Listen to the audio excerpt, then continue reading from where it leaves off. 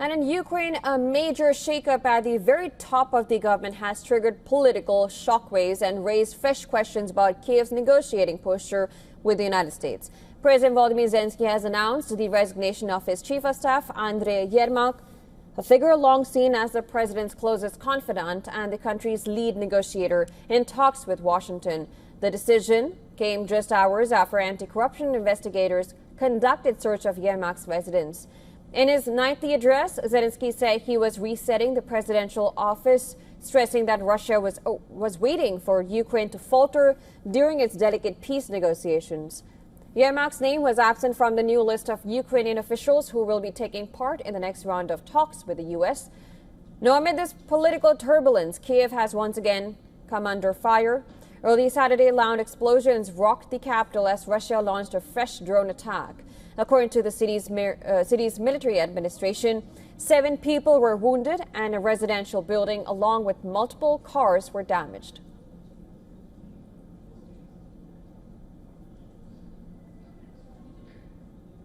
Now, despite the escalating attacks, Zelensky has said that Ukraine is preparing for upcoming negotiations with the United States aimed at securing dignified peace with Russia.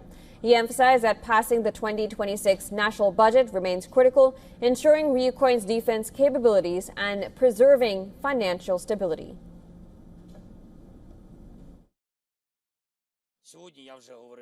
Today I spoke with the President of Finland. Alex informed me about what Russia has said formally and informally, and about the conditions that Russia is putting forward.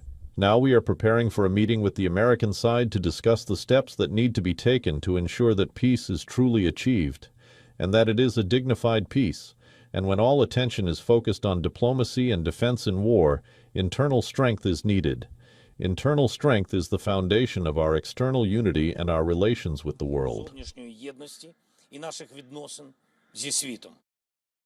Sources say Ukrainian delegation is set to travel to the U.S. this weekend, and talks may take place in Florida as Washington pushes forward with its own proposal for ending the war.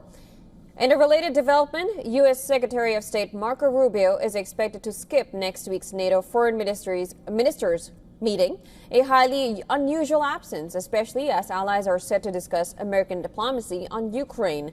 While Rubio stays away from Brussels, Trump's envoy Steve Witkoff is expected in Moscow for discussions linked to the diplomatic process. In Europe, meanwhile, German Chancellor Friedrich Merz has criticized Hungarian Prime Minister Viktor Orban for meeting Russia's President Putin without a European mandate.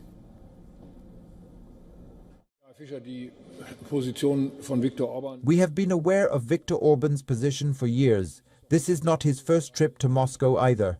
He already made a trip to Moscow in July last year, immediately after taking over the presidency of the European Council. That visit was not only unsuccessful. A few days after this visit, the Russian army launched some of its most violent attacks against civilian infrastructure and civilian targets in Ukraine. But he is acting without a European mandate, and he is doing so without consulting us.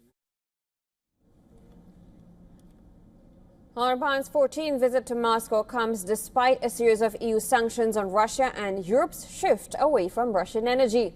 He has repeatedly questioned Western military aid for Kiev, straining EU unity. Meanwhile, in Warsaw, Polish security forces are stepping up vigilance and patrolling tracks as part of Operation Horizon, launched earlier this month to protect critical infrastructure. The move follows a string of suspicious incidents that Polish authorities say bear the hallmarks of Russian sabotage attempts.